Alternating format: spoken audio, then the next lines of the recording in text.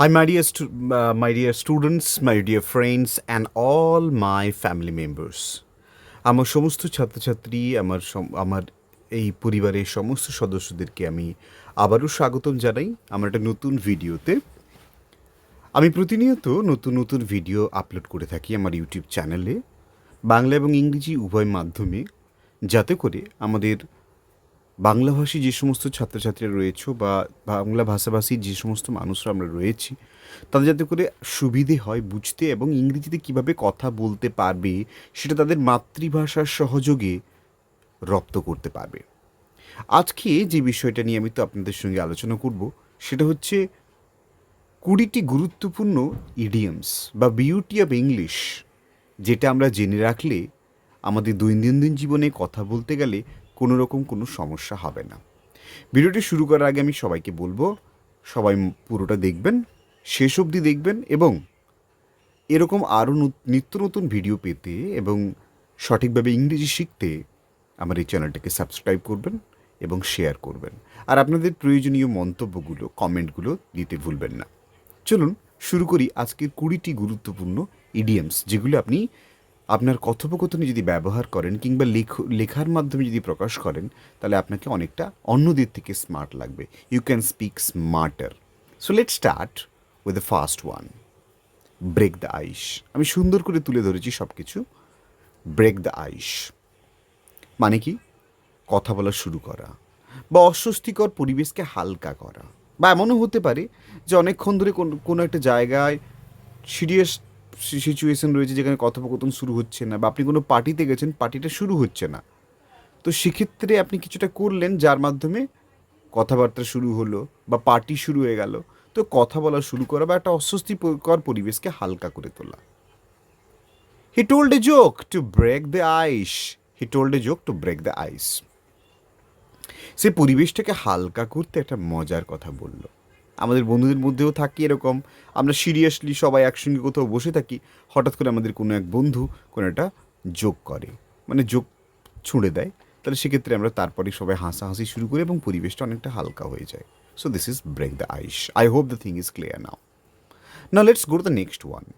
Hit the nail on the head. This is another very important idioms. You can use it anytime. Hit the nail on the head. একেবারে ঠিক কথা বলা। আমরা বলি না, এই তুমি একেবারে ঠিক কথা বলেছ। সে একেবারে ঠিক কথা বলা। Hit the nail on the head. You hit the nail on the head. তুমি একেবারে ঠিক কথা বলেছ। আমরা এই কথাটা সচরাচর বাংলা ভাষায় কিন্তু বলে থাকি। দেখুন তো, যদি আমরা ইংরেজিতে কাউকে বলি, you hit the nail on the head, কি সুন্দর লাগবে। Let's go to the number 3, a piece of cake. A piece of cake, এটা পড়েই বুঝতে পারছেন যেটা এমন কিছুকে বোঝাবে যেটা খুব সহজ কোনো কাজ। সো খুব সহজ কোনো কাজ বোঝানোর জন্য আমরা অনেক সময় হয় না, একটা সহজ কাজ আমাকে কেউ দিল, আমরা খুব সহজে এটা আমার জন্য কি ব্যাপার। So it's a piece of cake. The job is a piece of cake. এই কাজটি তো জল খাবার। আরে এই কাজটি তো জল খাবার, এটা কোনো কাজ হলে এটা তো এক্ষুনি করে দেবো। So this job is a piece of cake. I hope the thing is clear to you. Now let's go to the next one, under the weather. Under the weather. Usually I use these things in my class whenever I'm not well, I'm sick. So last week when I was doing my offline class in Midnapur, so one of my students asked me, "Sir, what happened to you? Why are you looking so weird today? You are not in your usual self that you all the time in the world you make a lot of fun and enjoy with us, but today you are a little bit of different." Then I said, "Dear, I'm under the weather." আমি তাকে এটা বলেছিলাম। তখন বলছি, sir under the weather Matlab? I said, আমি একটু অসুস্থ বোধ করছি, আমি ভালো নেই, আমার ভালো লাগছে না। I am feeling under the weather. আজ আমার শরীরটা ভালো লাগছে না। I am feeling under the weather. তাহলে আজ থেকে জেনে রাখুন, যখনই আপনার একটু শরীর খারাপ লাগবে আপনি খুব সহজেই বলতে পারেন, I am under the weather. বা আপনি ধরুন আপনার অফিস থেকে বস কল করছে, আপনি আজকে অফিসে যাননি কেন, তখন তো আপনি খুব সহজেই বলতে পারেন, sorry sir, I can't attend the office today because I'm under the weather. Or I'm feeling under the weather. I'm feeling under the weather. So it's very easy. You can say, I'm feeling under the weather. Now let's go to the next one. Once in a blue moon. Once in a blue moon. It's a very nice idiom. I personally like it and I use it very, very much. খুব কম সময়ে ঘটে এমন, সেক্ষেত্রে আমরা once in a blue moon বলে থাকি। He comes here once in a blue moon. ধরুন আপনাদের কোনো একজন পরিবারের সদস্য বা আপনার ছেলে, যে কেউ হতে পারে, যে খুব কমই বাড়ি আসে বা যে খুব কমই আসে, এই যে খুব কমই বোঝানোর জন্য আমরা once in a blue moon use করব। খুব কমই ঘটে এরকম একটা ব্যাপার। He comes here once in a blue moon, সেখানে খুব কমই আসে, মতলব নায়ের বরাবর খুব কম আসে। So he comes here once in a blue moon. Let's go to the next one, number 6, spill the beans. Spill the beans, গোপন কথা ফাঁস করে দেওয়া। আমাদের মধ্যে অনেকেই থাকে, অনেক বন্ধুরা থাকে, যাদেরকে তুমি বিশ্বাস করে একটা গোপন কথা বললে সে সেই গোপন কথাটা ফাঁস করে দিল। So spill the beans, don't spill the beans. গোপন কথাটা বলো না। গোপন কথাটা তো গোপন রাখার জন্য, কেন বলবো? সো গোপন কথাটা বলো না, don't spill the beans. Number 7, cost an arm and a leg. It's a very important phrase. And most of the time I used to tell this thing, I used to give this example to my, to my students, the female students, actually, the girl student. I used to use this one because most of the time they are prone to buy the, jewelries, diamonds, different things. They always go to the shop to buy some expensive things. So that's why I use this one very much. This dress cost me an arm and a leg. This dress cost me an arm and a leg. অর্থাৎ খুব দামি, ভীষণ expensive বলে সেক্ষেত্রে আমরা cost and arm and a leg বলবো। This dress cost me an arm and a leg. এই ড্রেসটার অনেক দাম পড়েছে। So that is cost an arm and a leg. So আজকের পর থেকে কোনো দামি জিনিস কিনলে আপনি কিন্তু সহজেই বলতে পারবেন cost an arm and a leg. Number 8, late the cat out of the bag. গোপন কথা বলে ফেলা। আমি একটু আগেই বললাম স্পিল দ্য বিনস, আবার এটা আর একটা রয়েছে যেটা আরও সুন্দর লাগছে বলতে, let the cat out of the bag, গোপন কথা বলে ফেলা। সে let the cat out of the bag, সে গোপন কথা ফাঁস করে ফেলল। Bite the bullet. Number 9, bite the bullet, কষ্ট সহ্য করে নেওয়া। I had to bite the bullet and go to the doctor. কষ্ট হলেও আমাকে ডাক্তারের কাছে যেতে হয়েছিল। Burn the midnight oil. Burn the midnight oil, রাত জেগে কাজ করা। He is burning the midnight well to finish the project. Say project শেষ করতে রাত জেগে কাজ করছে। তা আমাদের মধ্যে অনেকেই আছে যারা অনেক রাত জেগে কাজ করি আর রাত জেগে পড়াশুনো করি, তো সেক্ষেত্রে আপনারা খুব সহজেই বার্ন দ্য মিডনাইট ওয়েল ব্যবহার করতে পারবেন। Number 11, the ball is in your court. এই লাইনটা কিন্তু ভীষণভাবে আমরা বলে থাকি, আমাদের বাড়ির লোক বলে থাকে, দেখো বাবু আমি আমারটা করে দিলাম, এবার বাকিটা বা সব কিছু তোমার উপর। The ball is in your court, এখন সিদ্ধান্ত তোমার হাতে, কি করবে না করবে তুমি দেখো, এখন সিদ্ধান্ত তোমার হাতে। I have done my part, the ball is in your court, আমি আমার কাজ করেছি, এখন তোমার পালা।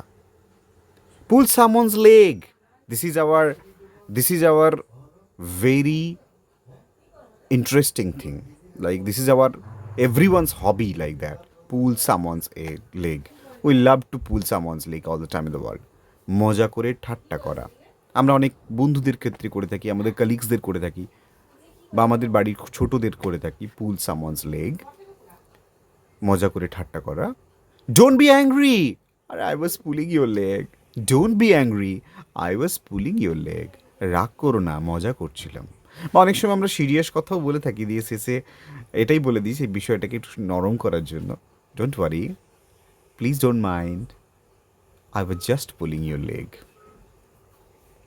Last week in my class, Srishti, one of my student was there.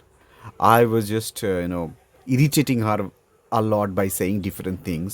And at the end I said as well, don't mind, never mind, I was just pulling your leg. Next one, shit on the fence. পক্ষ না নেওয়া, সিদ্ধান্ত না নেওয়া। Stop sitting on the fence and choose a side. দ্বিধায় থেকো না, একটা দিক বেছে নাও।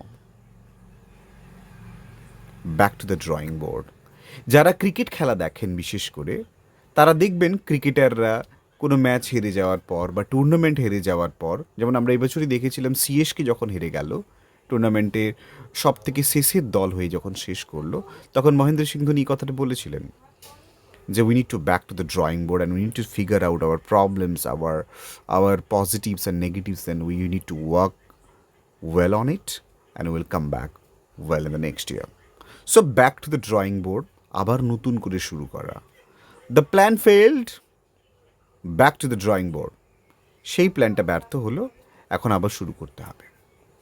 Hit the sack, ঘুমোতে যাওয়া। It's a very interesting one, I use it very much nowadays. Hit the sack, ঘুমোতে যাওয়া। I'm tired, time to hit the sack. আমি ক্লান্ত, এখন ঘুমোতে যাচ্ছি। I'm tired, time to hit the sack. Get cold feet. Next one is it's very important one. Get cold feet. ভয় পেয়ে পিছিয়ে যাওয়া। আমরা অনেক সময় ভয় পেয়ে পিছিয়ে যাই। He got cold feet before the exam. He got cold feet before the exam. পরীক্ষার আগে ওর সাহস হারিয়ে গেল। In what water? আমরা যখনই সমস্যায় পড়ি আমরা বিভিন্ন শব্দ ইউজ করে দিই, I mean huge trouble, I mean huge pressure, lot. But আজকের পর থেকে এটা জেনে রাখুন, এই ভাষাটা যদি ইউজ করেন বা এই লাইনটা যদি ইউজ করেন, আপনার বাচনভঙ্গি খুব সুন্দর হবে, আপনি এটা বললে খুব সুন্দর লাগবে। আই মিন হট ওয়াটার, সমস্যায় পড়া। She is in hot water for skipping class. Class না করায় সে সমস্যায় পড়েছে।